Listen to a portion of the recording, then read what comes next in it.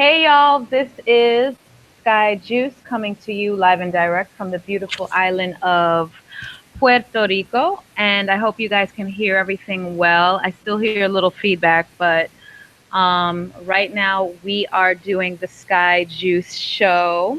And I have Damon Amen here. He's all the way in sunny, beautiful California. And the conversation, the discussion we want to have today is why am I failing at my attempts to garner a fit body? And I definitely can speak on behalf of myself as well as people I talk to on a regular basis, girlfriends specifically. Um, and he does personal fitness training every day. So this is a person we need to talk to. Are you hearing me well? Yes, I can hear you just fine. Okay, good. All right, so let's get right in it. First of all, tell everyone your story, like how you got into the whole fitness thing. Well, this is actually started way back when I was in the what was I, the fifth grade, and we had a subject called health, and which was taught by our physical education coach, and I knew then that because that was the one class I was very comfortable in, and I was so intrigued by the human body as much as we learned about it at that time. I do remember saying to myself that when I get older, whatever I'm going to do for a living, it's going to have something to do with this. I knew it then, way back in the fifth grade. However, as I progressed into high school and things like that, I really got into the entertainment industry.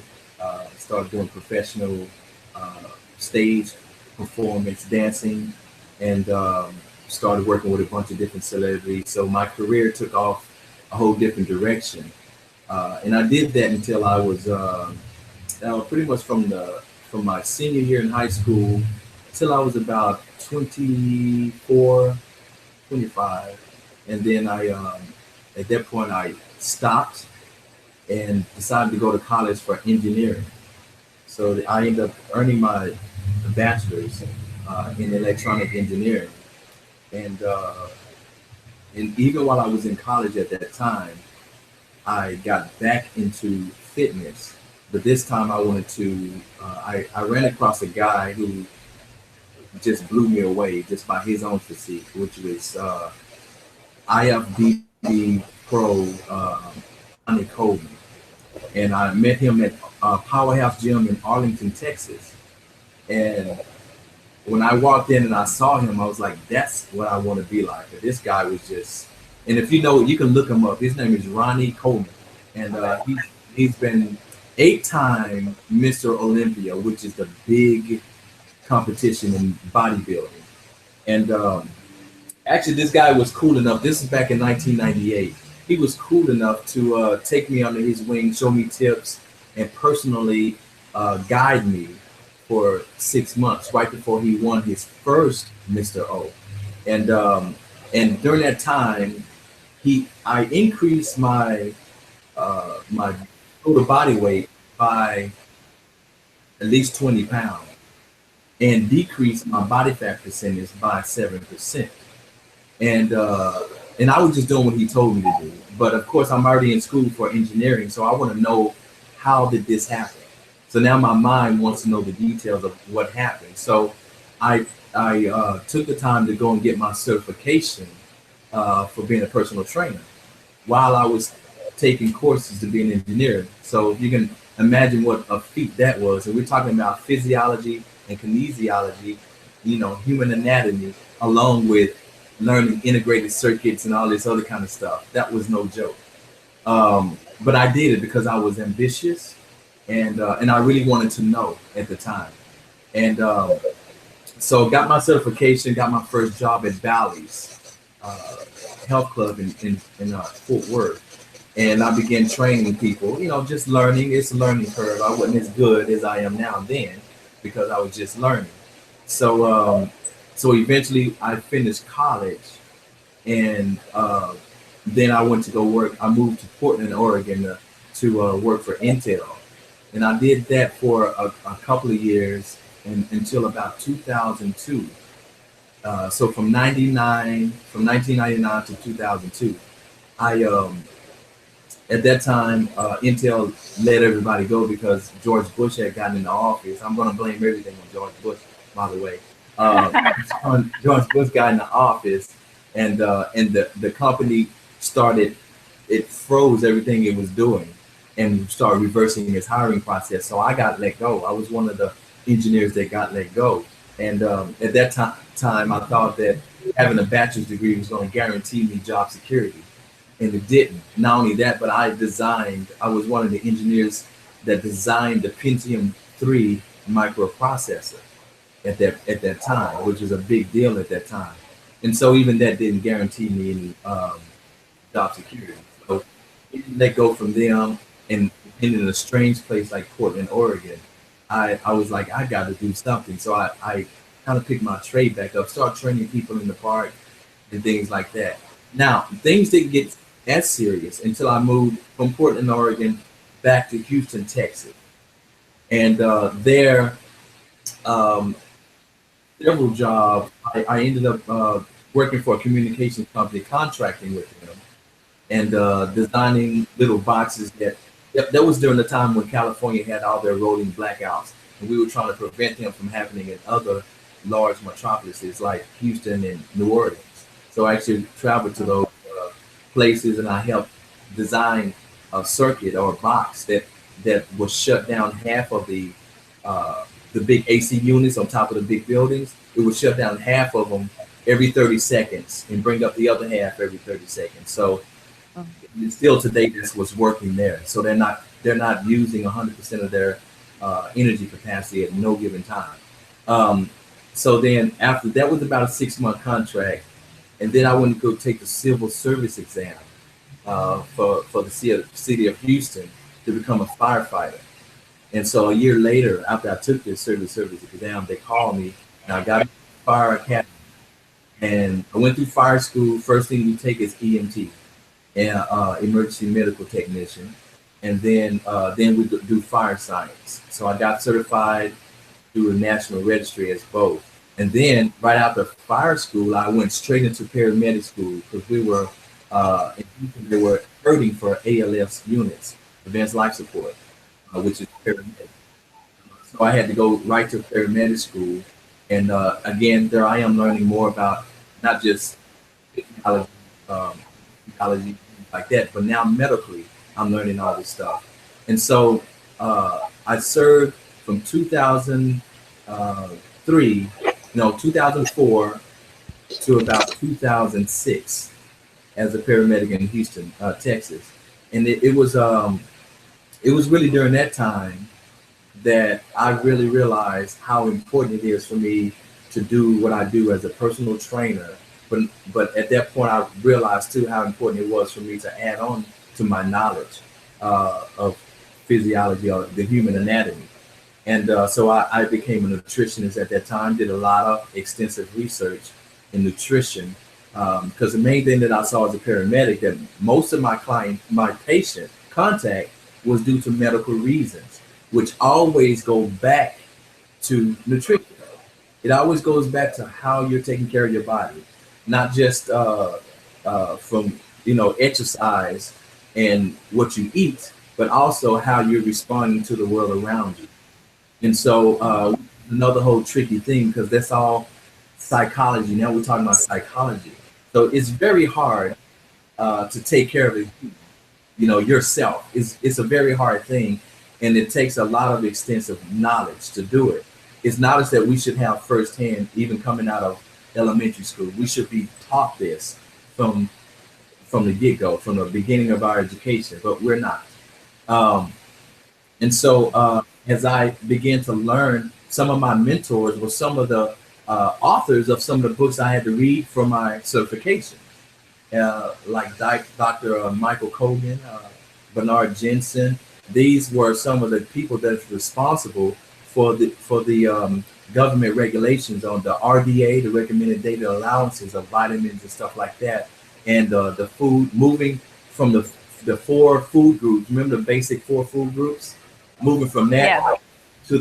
to the food pyramid, and it, even once the government finally allowed it, they still didn't implement the model that Dr. Kogan actually suggested, and he was in the courts almost on a daily or weekly basis, trying to get them to see how things are supposed to be, but they still refuse to because, of course, they're trying to feed big industry. They're not trying to take care of the people.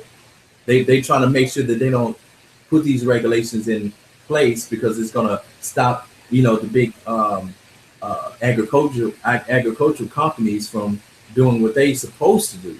You just want to let them do what they need to do to make money. So that's what the government was blocking them. And even today, things are not implemented the way that he suggested. So doing all So this, right. So right. Go ahead. so even doing all this, uh, they were Dr. Jensen was actually a holistic nutritionist uh, and also a holistic surgeon, and he I actually know. I know.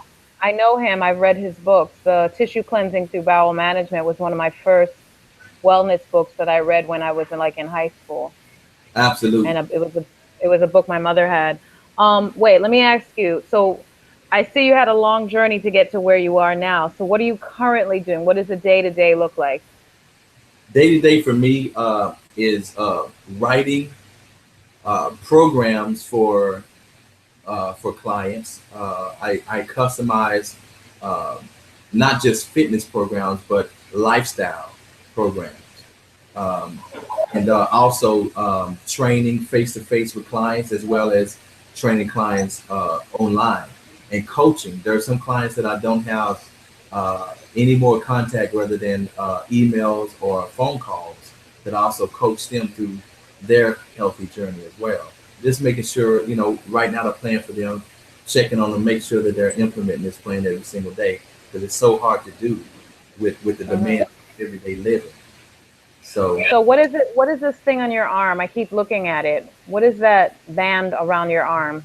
yeah, it's nothing. It's just a little style that I do for when I'm working out. Just really it's a sweatband. That's Oh, yeah. So like when I'm working out, when I'm working with people, it just stops the sweat from running all down my arms and everything. That cause oh, I get, it's a sweat armband. yes, mm-hmm, yeah, Oh, that's it.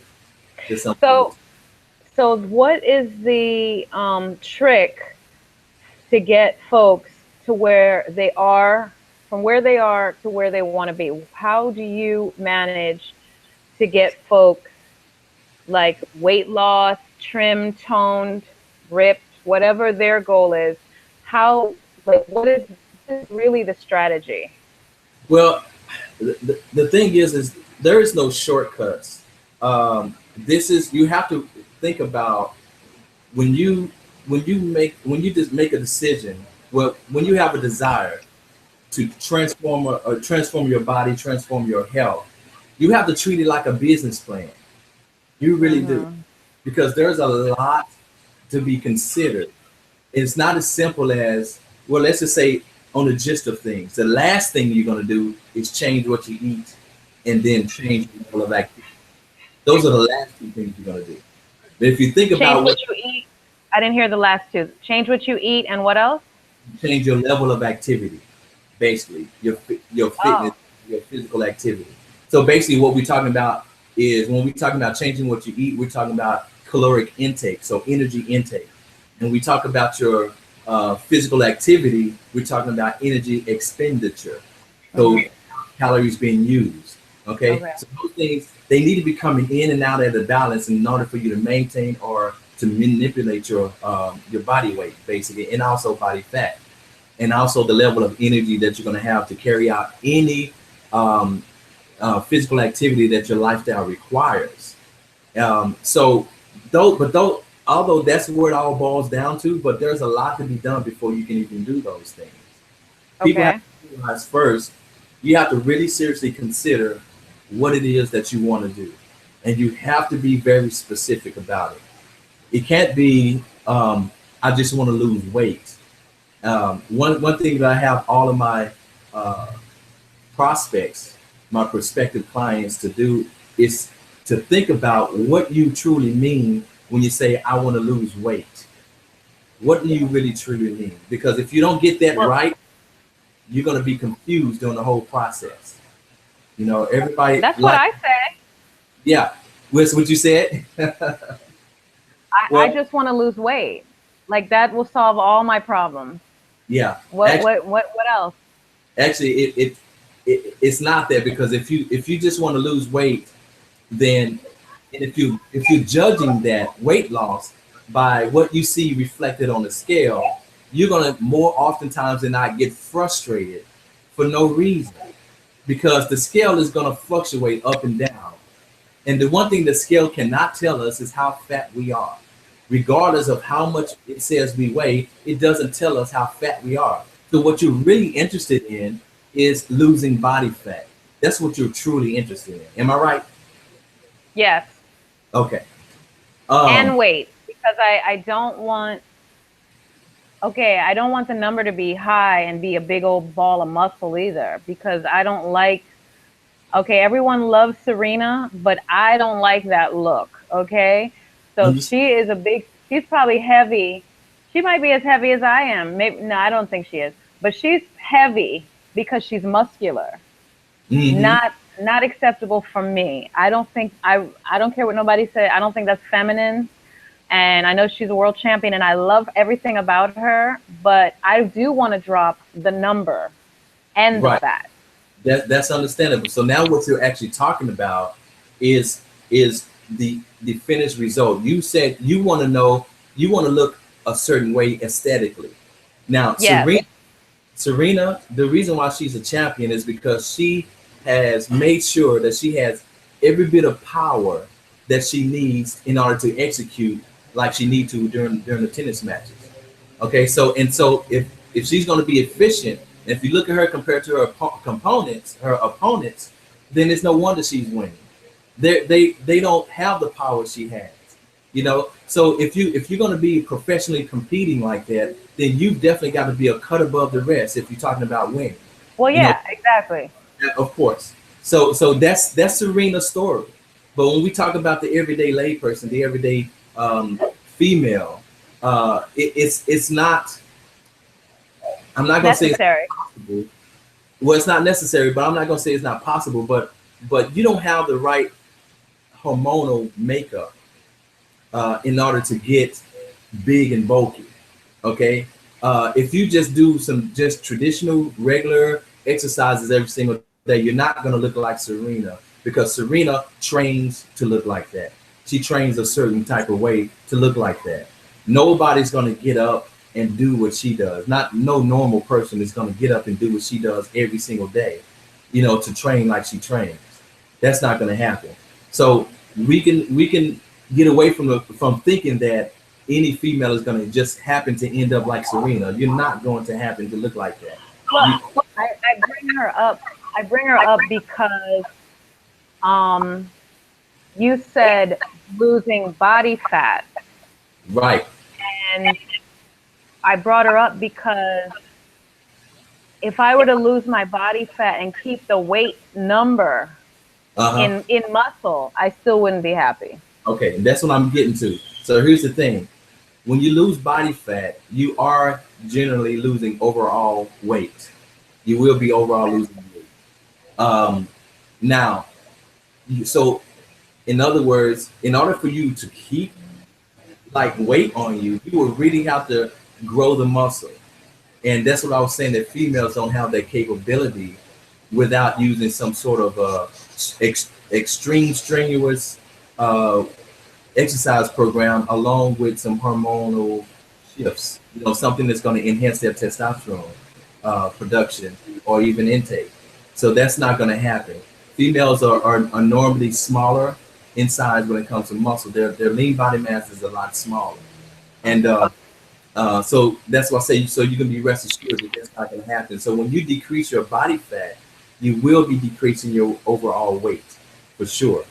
Now, but here's the thing. This is why I said in the beginning that you can confuse yourself, because even when all this stuff began to happen, you're going to be taking on, especially day to day and then month to month. You guys got that 23 to 28-day cycle that you got to be concerned about that actually requires water retention.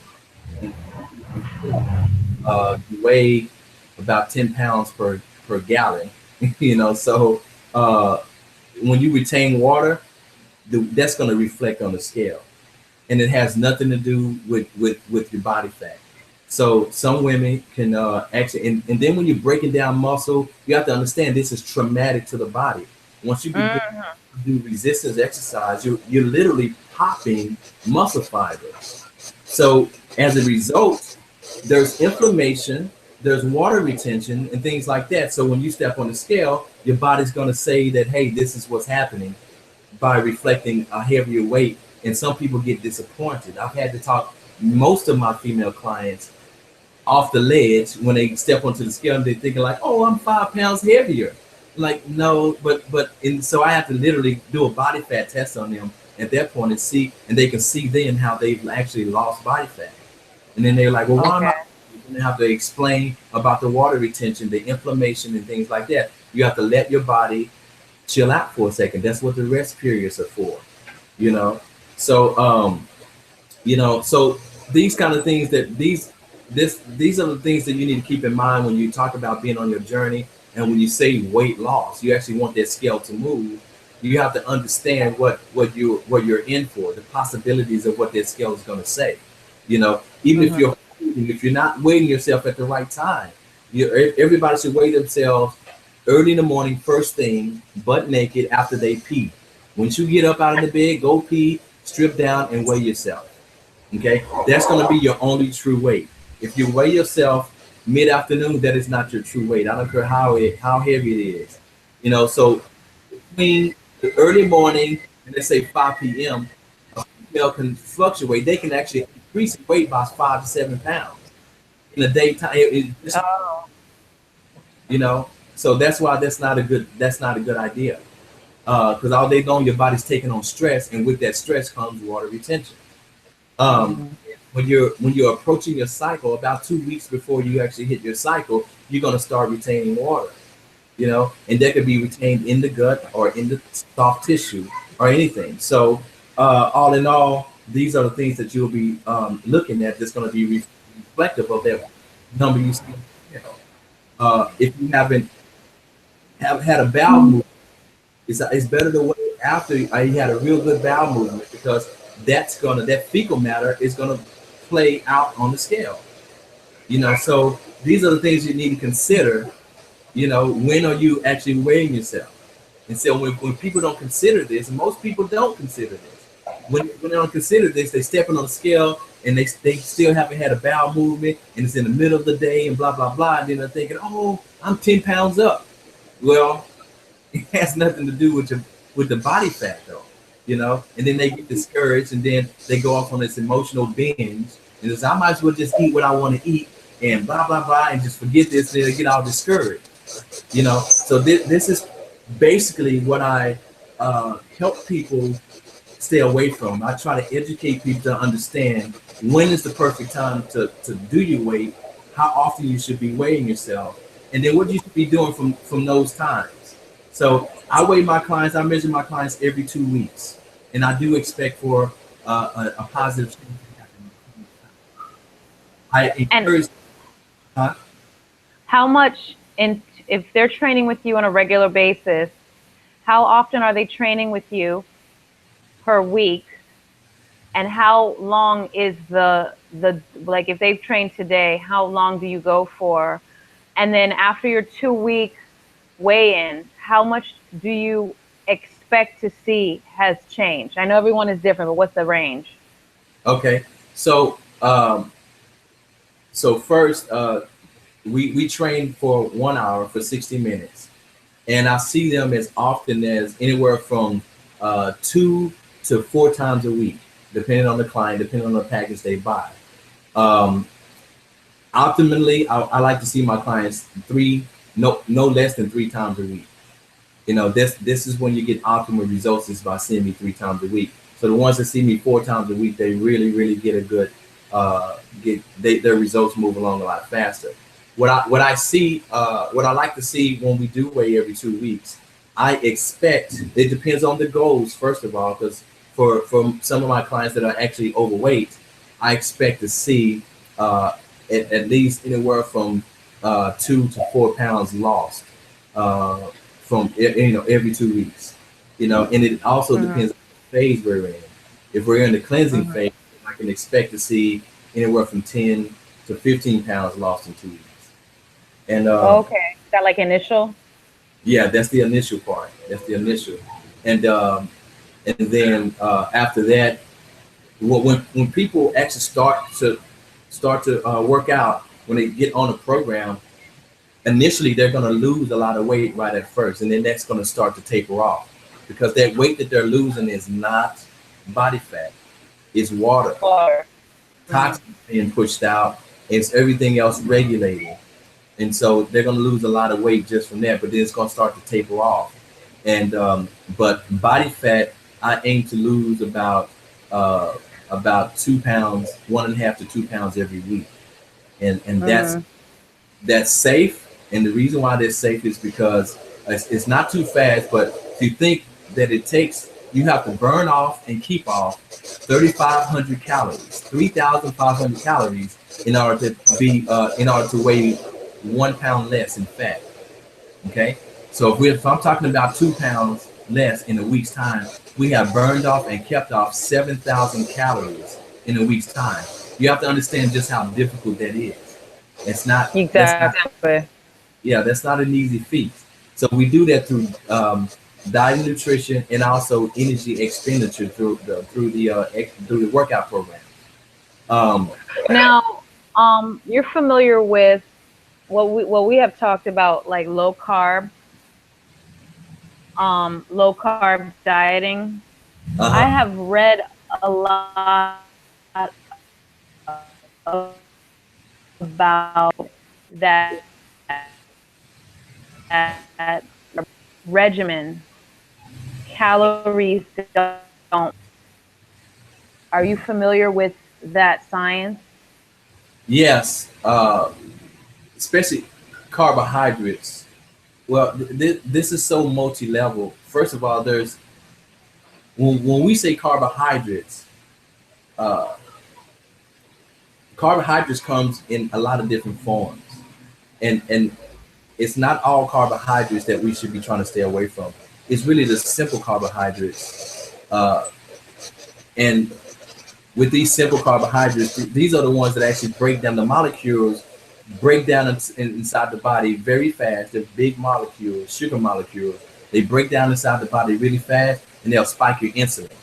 And once your insulin is spiked, your body goes into fat storage mode. You cannot access free fatty acids or stored fats as long as insulin is spiked in your body. And so, Hmm. so this is why it's important to stay away from that form of carbohydrates, simple sugars and things like that. If now some of the athletes that I train, they have to take in those simple carbohydrates before a training session and before a professional bout. And the reason why is because they need that immediate energy. And they're not trying to burn fat. They're already lean and things like that. What they're going after is energy. So the thing is, it does provide you with a lot of energy.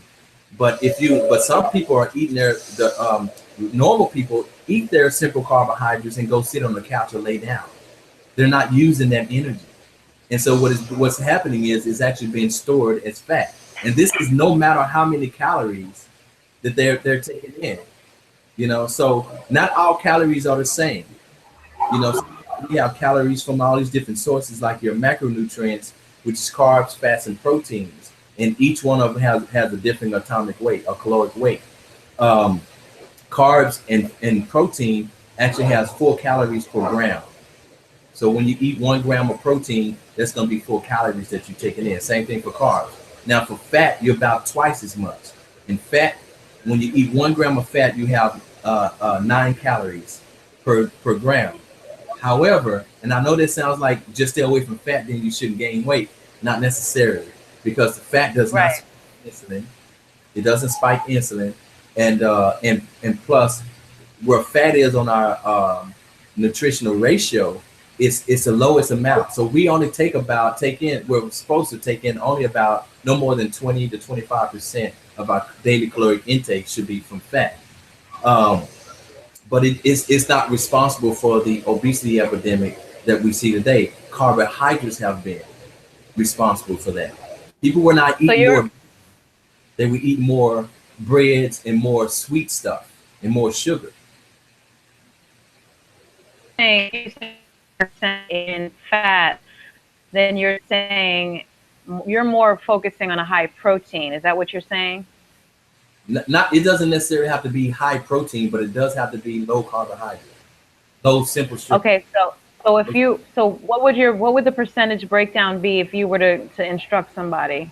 Well, again, it depends on their goals. Like for people who want to lose weight, I would automatically put them on a 40-40-20 ratio. 40% protein, 40% carbohydrates, and 20% fat. That would be the breakdown. Normally, um, once you get to the weight that you want, the carbohydrate content can go up to 65% of your daily caloric intake. Now that's for people who are not struggling with being overweight or obese. Now, because that's going to provide you the right amount of energy and everything. The thing is that you want to be able to access the free fatty acids or the stored fat all day long. So you have to keep the carbohydrates low in order to keep the body fat moving out that you want to get rid. So that would Okay. be the show. And so back to our main question, why am I failing at my attempts to get fit? What do you find is the reason that people fail? Okay, the number one reason why is because people do not self-assess. Number one, we always have these desires. Like everybody desires to be a millionaire. Okay, but why is it that Yeah. no? It's only a few of us that are millionaires. The reason why is because most of us are not willing to do what it takes to be a millionaire. So we I have the am. desire, but we have not made the decision to be one. We just have the desire. When most people want to lose weight, they have the desire to lose weight. They have the desire to have a certain type of body, but they have not made the decision to do what it takes to get there. Okay. And a lot of times that decision only comes after a negative diagnosis by the doctor. When the doctor finally say that you are pre-diabetic or you have heart disease or you're on the verge of a heart attack or a stroke, then that's when people make the decision and they start doing what they're supposed to do. But at that point, it's not that it's too late, but at that point, it's like trying to turn a diesel around with no power steering fluid. You know, it's trying to make a U-turn in a big rig with no power steering fluid. It's difficult at that point. Mhm. You know, so you want to do it while you're healthy so the body responds a lot better. Okay. Mhm. And at that point, I've seen people make some amazing comebacks, after being diagnosed that way. So I think that's the main reason is people don't self-assess. What are you truly capable of doing, first of all? What are you prepared to do? Have you asked yourself the questions like what are my goals? What goal am I going to be working on, first of all? And then what method do I need to use to get to this goal? And then am I really prepared or willing to do this method? What are the material or the tools that I need to do this method? And what kind of things I need to have in place? How do I need to change my activity, my behavior first? So these are the things that need to be talked about and hashed out before you just hop out there and just start running on the track, thinking that's going to get you where you're going to go. People do that. It's like this spike, and then there's a letdown quickly because people have not done the initial self-assessment. So it's definitely What does it really take? If me myself personally, I desire to get down to like a Beyonce. okay. Which is actually What realistic. what it is? Absolutely, that's realistic. Now, but here's the other component. Now we got to talk about your body type and Beyonce's body type. And when I say body type, where is your genetic disposition? Where your body telling you that you're gonna hold your body fat, and it's gonna tell you what shape your true body is and things like that. So if you're talking about Beyonce's shape, it might look different. But when you're talking about her size, absolutely, it's very possible for you to get down to a Beyonce size. And Well, Beyonce, I mean, my fat is pretty much all over. Like some people are like pear shaped and apple shaped and those different fruits. But my fat, my arms are big, my legs are big. I got weight in my waist area, mhm. and my face is really the one place that it doesn't. I don't get the big heavy face, um, but I do face when I lose weight as well. Mhm. So my body is, I feel my body proportionately gains weight all ages. So Because the Beyonce, she's kind of heavier on the bottom, yeah, so right?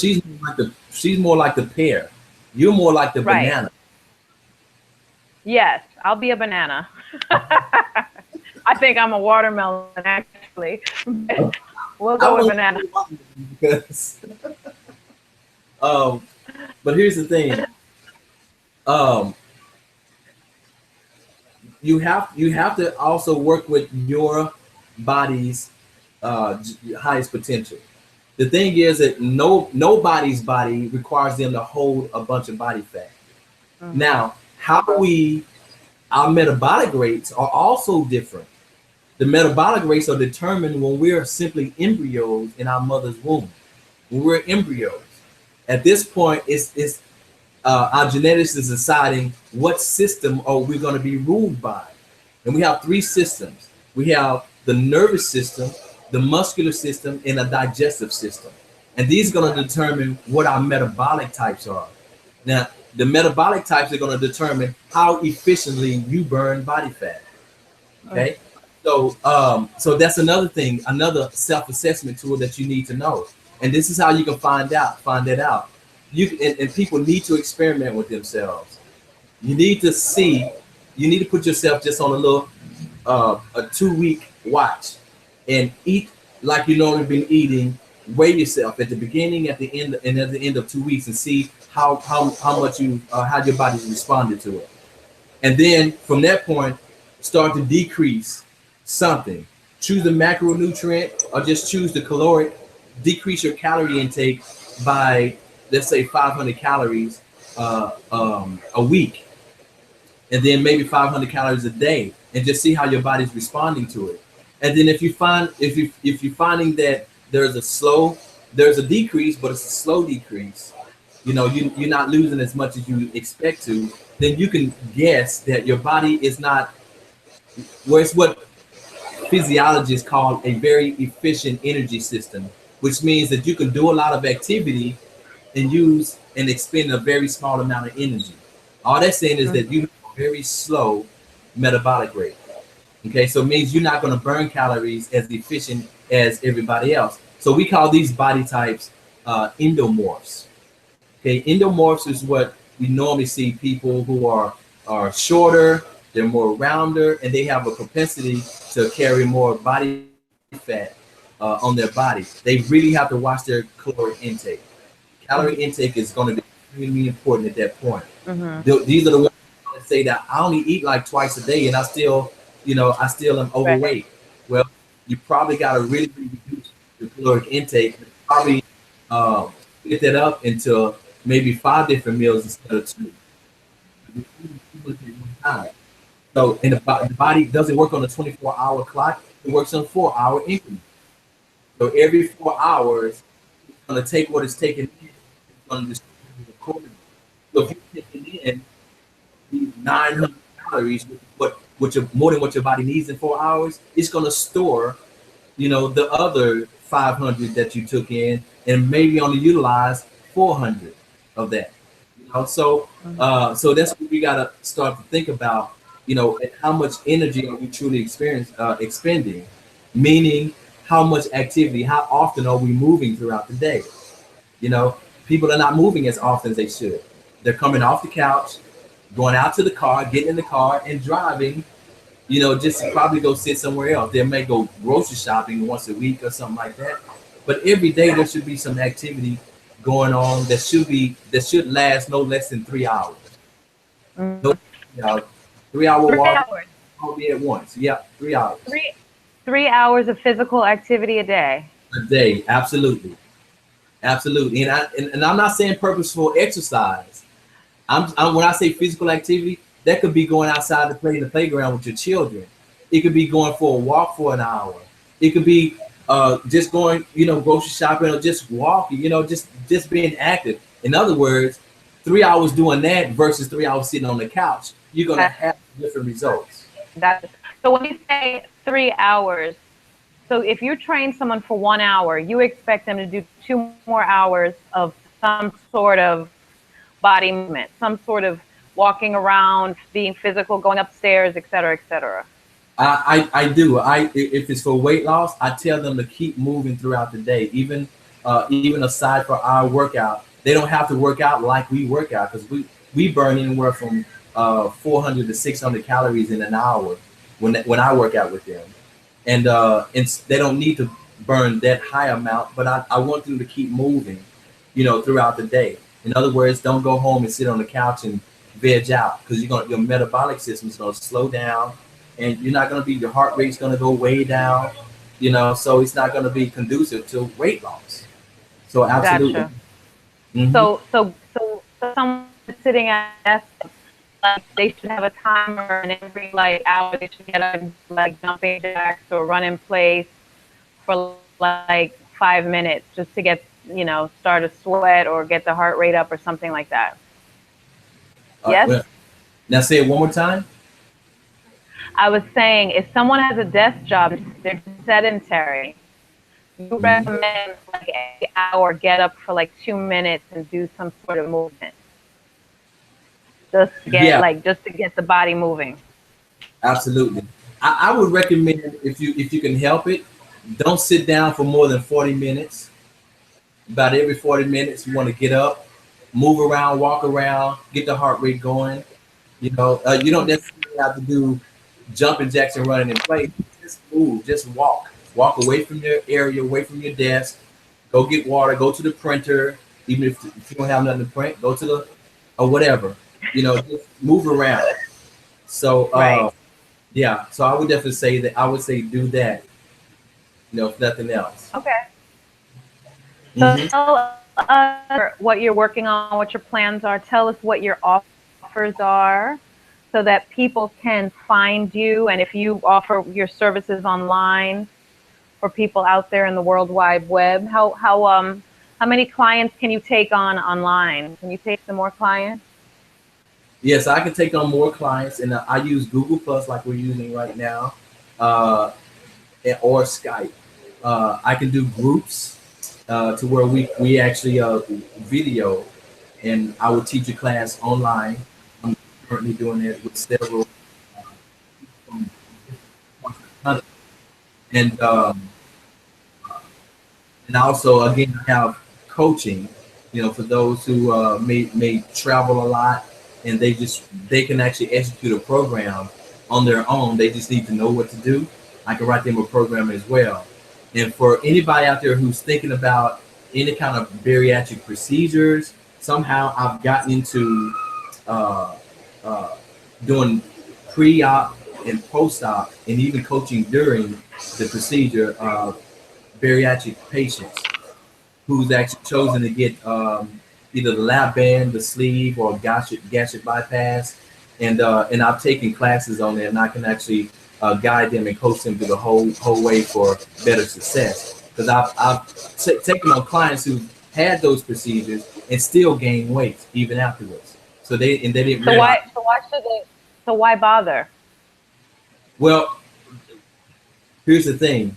And this is what I'm learning because I was actually a little bit like trying to keep people from going that direction. There are some people that really need it, and these are people that are actually like really obese that are moving into morbid obese, um, and that's a very hard thing. If you think about somebody who's a female that's 300 plus pounds, Think about all that weight she's walking. She's feeling every bit of that, her joints and everything. She comes to me and say, "I want to do something," but she can't move. I can't get her to do the stuff that she needs physically because she's got too much weight on her. Her joints are inflamed and everything else. Now we're at the point to where it is an emergency. It's a sense of urgency to turn that around. So this is why things like that needs to happen. There's some people with such emotional ties to food to where they can't make up their own mind to just eat right, and so they need something that's going to make it simple for them, to where they eat they feel full before they take in too many calories. So that's why all these procedures are necessary, and because somehow something has happened to our hormone called leptin, which is a hormone that that's produced by the body fat that tells the brain I've had enough, and it shuts down the appetite or shuts down the hunger sensory.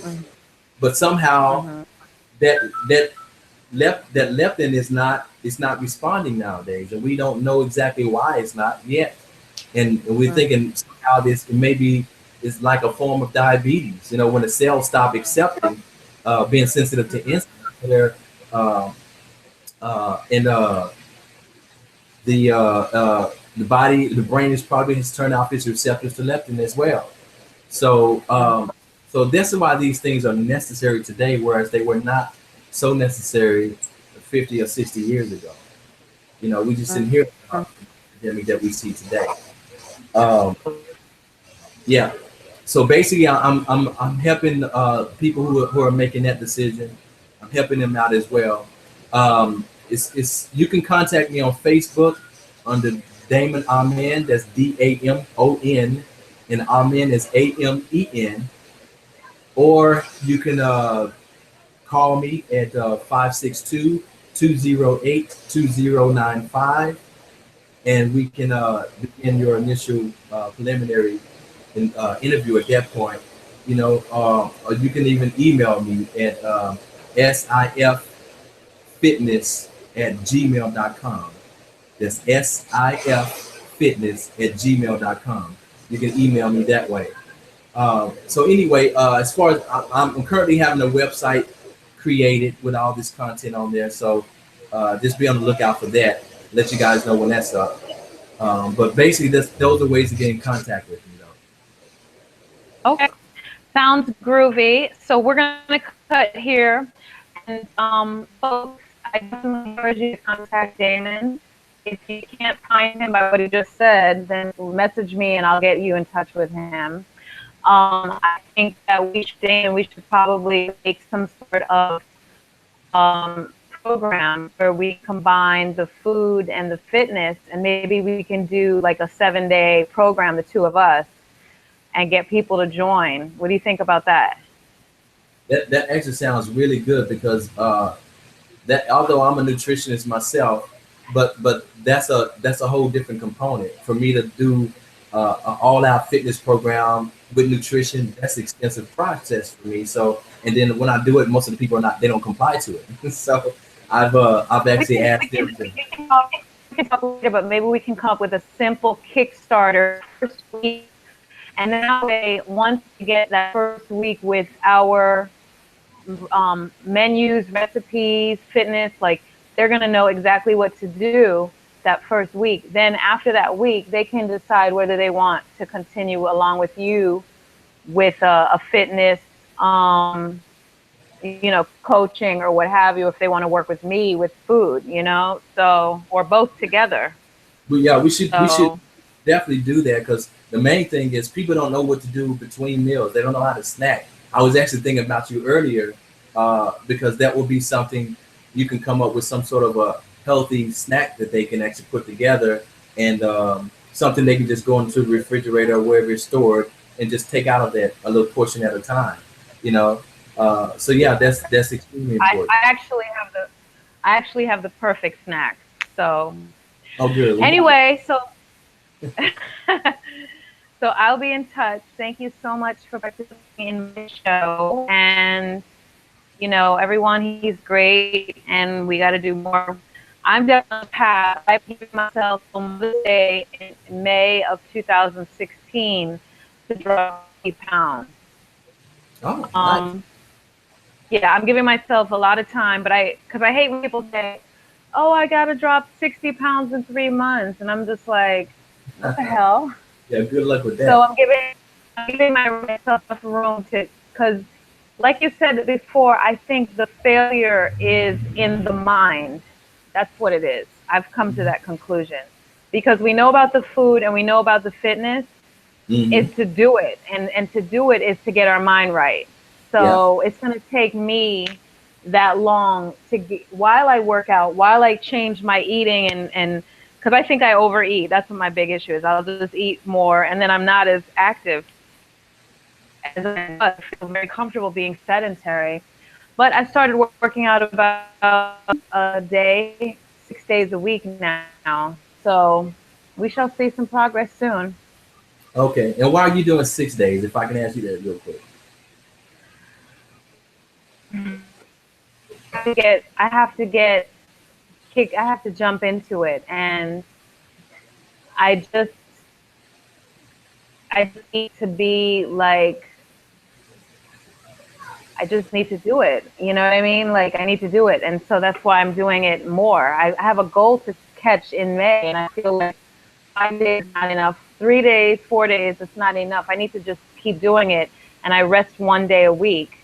And even if it's like Sunday, like when I went out, it wasn't hardcore. It was like walking. You know what I mean? So it wasn't like a workout. It was like movement. You know what I'm saying? Okay, that's good. I like that. But strenuous exercise should not be done more than 5 days a week. You need 2 consecutive days of rest. You need 48 hours of rest. Our results happen during the rest time, not during the exercise time. It's during the rest time that Okay. results actually happen. I knew that, but I'm glad you said that. Anyway, I will talk to you later.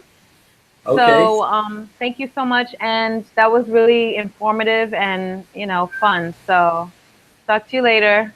All right. Thank you so much. All Okay. right. Peace. Peace.